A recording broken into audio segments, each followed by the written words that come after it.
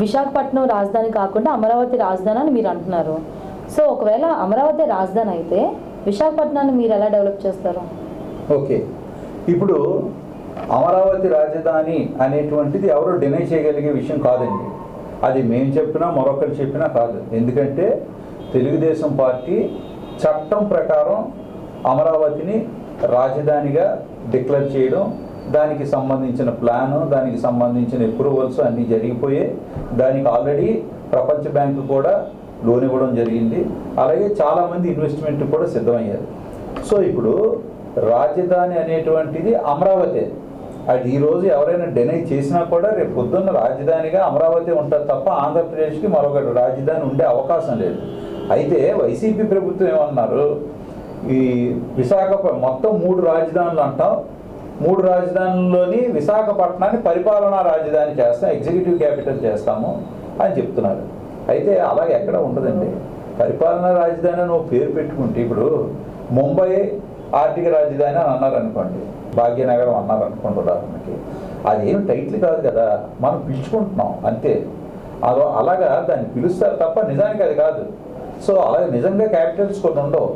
అలాగే drug capital అంటే నిజంగా డ్రగ్కి ఒక క్యాపిటల్ సిటీ ఉంటుందా? ఉండదు కదా. మనం అంటున్నాం అలా విశాఖపట్నాన్ని పరిపాలనా రాజధాని అని చెప్పి ఈ వైఎస్ఆర్ కాంగ్రెస్ పార్టీ ఏదైతే చెప్పిందో పరిపాలనా రాజధానిగా విశాఖపట్నంలోని డెవలప్ చేసి ఉత్తరాంధ్రకి ఏం చేయాలనుకుంటున్నారు అనేటువంటిది ఎక్కడైనా ప్రకటించారా?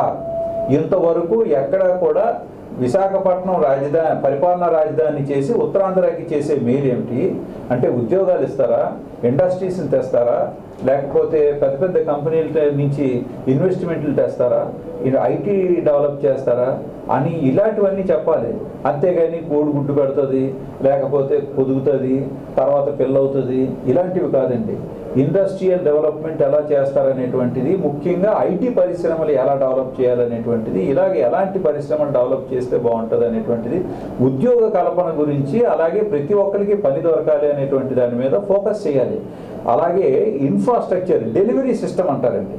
డెలివరీ సిస్టమ్ అంటే ఏంటంటే ప్రతి ఒక్కరికి కంఫర్టబుల్గా అంటే ఒక మెడికల్ ఎయిడ్ కానీ లేకపోతే మరొకటి కానీ లీగల్ ఎయిడ్ కానీ ఏదైనా సరే అలా ప్రతి విషయంలోని కూడా ఈజీగా వాళ్ళకి కావాల్సిన అవసరాలు చేకూరడం అనేటువంటి దాన్ని డెలివరీ సిస్టమ్ అంటారు. దాంట్లో ఇంప్రూవ్మెంట్స్ చేస్తారా? ట్రాన్స్పోర్టేషన్లో ఇంప్రూవ్మెంట్ జరుగుతుందా? లివింగ్ అంటే లైఫ్ స్టైల్ ఏమంటే అంటే లివింగ్ కండిషన్స్ ఇంప్రూవ్ అవుతాయా? ఇలాంటివి రాజధాని అంటే అవి. అంతేగాని రాజధాని అంటే ఒక ప్యాలెస్ కట్టుకొని వచ్చేయడం కాదండి. దాన్ని రాజధాని అని ఎవరు అనరు. సో విశాఖపట్నం పరిపాలనా రాజధానిగా ప్రకటించారు, అంతేగాని దానికి సంబంధించి చట్టబద్ధమైనటువంటి విషయాలు ఏమీ లేవు. దానికి ఒక పబ్లికేషన్ లేదు, దానికి ఒక పర్మిషన్ లేదు. ఇక నెక్స్ట్ విషయానికి వస్తే, ఈ ఉత్తరాంధ్రాన్ని డెవలప్ చేయడానికి ఖచ్చితమైన పథకాలు చాలా ఉన్నాయి. తెలుగుదేశం పార్టీ ఉత్తరాంధ్రాన్ని డెవలప్ చేయడంలో ఇప్పుడు ముందుంటుంది. కాకపోతే మొత్తం రాష్ట్రం డెవలప్మెంట్ అనేటువంటిది ఉంటుంది. ఏమండి, ఉమ్మడి రాష్ట్రంలో హైదరాబాదులో గచ్చిబౌలిలో ఫలానా ఐటీ ఇవన్నీ కూడా డెవలప్ చేస్తామని అంటే, హైదరాబాద్లో డెవలప్ చేస్తే విశాఖపట్నాన్ని మోసం చేసినట్ట కాదు. హైదరాబాదుకి అక్కడ ఉన్న పరిస్థితుల్లో ఎలాంటి ఇండస్ట్రీస్ వస్తే డెవలప్ అవుతాయి అన్న దాని మీద అక్కడ ఐటీ ఇండస్ట్రీని డెవలప్ చేశారు. ఇప్పుడు అలాగే మన రాష్ట్రానికి వచ్చేసరికి ఇప్పుడు విడిపోయారు కాబట్టి ఆంధ్ర రాష్ట్రానికి ఏం చేయాలనేటువంటి దాంట్లో ఉత్తరాంధ్రకి ఏదైనా చేయాలనుకుంటే సాధారణంగా విశాఖపట్నంలో మేజర్ పోర్ట్ ఉంది. అలాగే విశాఖపట్నానికి మన ఆంధ్రప్రదేశ్లో కోస్తా చాలా పెద్దది. అంటే ఏంటి, ఇంచుమించుగా కాకినాడ నుంచి అటు ఒరిస్సా బార్డర్ వరకు కూడా మనకి ఒక లాంగెస్ట్ కోస్టల్ బెల్ట్ ఉంది. దీనివల్ల ఏంటంటే నెంబర్ ఆఫ్ పోర్ట్స్ ఉన్నాయి. అందులో మైనర్ పోర్ట్స్ ఉన్నాయి, మేజర్ పోర్ట్ మన విశాఖపట్నం ఉంది. సో మేజర్ పోర్ట్ అంటే అర్థం ఏంటంటే కొన్ని వేల కోట్ల రూపాయల వ్యాపారం జరుగుతుంది. సో ఈ మేజర్ పోర్ట్ అనేటువంటిది, ఒక స్టీల్ ప్లాంట్ అనేటువంటిది, అలాగే ఒక నేవీ బేస్ ఉంది కాబట్టి ఒక షిప్ బిల్డింగ్ సెంటర్ అనేటువంటిది, ఇలాంటి పెద్ద పెద్ద యాక్టివిటీస్ ఉన్నాయి.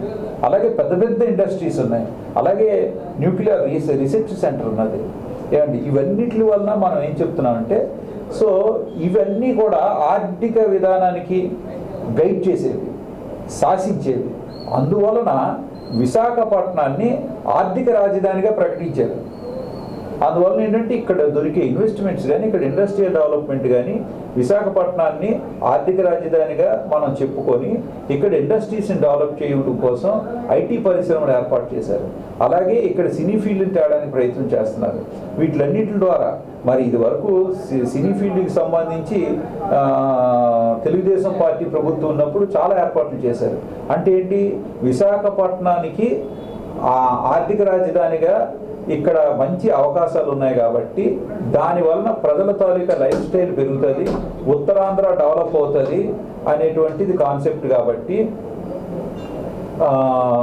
దానిని డెవలప్ చేయడానికి కావాల్సినటువంటివి ఏవైతే ఉంటాయో వాటికి కావాల్సినటువంటి ప్రణాళికలు ఉన్నాయి ఇప్పుడు.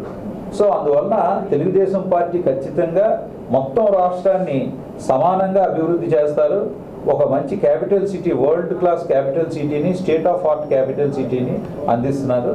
అంతేకాకుండా ఏదైతే ఇప్పుడు ఉత్తరాంధ్రాని క్యాపిటల్ సిటీ కింద అంటే ఆర్థిక రాజధానిగా ప్రకటించారో, ఆర్థిక రాజధానిగా ఉత్తరాంధ్రాని డెవలప్ చేసి ఉత్తరాంధ్రలో ఉన్నటువంటి ప్రతి వ్యక్తి, ప్రతి కుటుంబం, ప్రతి ప్రొఫెషన్, ప్రతి వృత్తి అభివృద్ధి చెందేలాగా ఏం ఏర్పాట్లు చేయాలనేటువంటిది ఖచ్చితమైనవన్నీ కూడా ఇప్పుడు మేనిఫెస్టోలో చూస్తే మొత్తం అందులో ఐటమ్స్ అన్నీ కూడా సమానంగా సర్దుబడి ఉన్నాయి. అందుకే మొట్టమొదటి ల్యాండ్ టైటిలింగ్ యాక్ట్ని రద్దుపరిచే మీద సంతకమే పెడతామని చెప్పి, అంటే రెండో సంతకం దాని మీద పెడతాం అంటే ముందు రద్దు చేస్తామని ఖచ్చితంగా చెప్పారు కదా. సో ఈ విధంగా ఈరోజు ఆంధ్ర రాష్ట్రంలోని డెవలప్మెంట్ మళ్ళీ రావాలంటే, ప్రజల జీవన విధానం మెరుగుపడాలంటే ఖచ్చితంగా తెలుగుదేశం పార్టీ చేయగలదు. ఈ పరిపాలనా రాజధానులు, 3 రాజధానులు ఇవన్నీ చాలా వింత పోకళ్ళు. వాటికి ఎక్కడ